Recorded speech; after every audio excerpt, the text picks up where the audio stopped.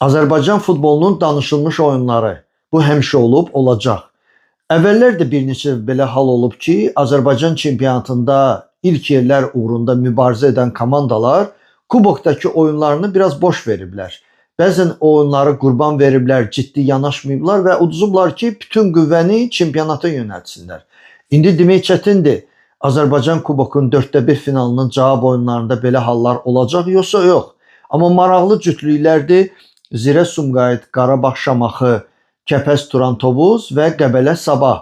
Bu oyunlar bir neçə gün ərzində baş verəcək və çox maraqla, diqqətlə izləniləcək. Deyə bilmərəm ki, hansısa komanda belə bir oyunlara getsin. Ancaq hər halda şans var.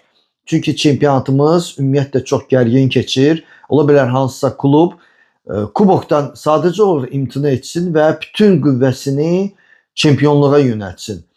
Və çox maraqlıdır, əgər Qarabağla Sabah 4də 1 finalda qalib gəlsələr, yarım finalda görüşürlər. Və ümid edək ki, bu oyunlar çempionatdakı oyun kimi də çox maraqlı ola bilər. Hər halda kubokda hər bir klubun şansı var, hamıya da uğurlar. Əsas odur ki, təmiz oyun gözləyək.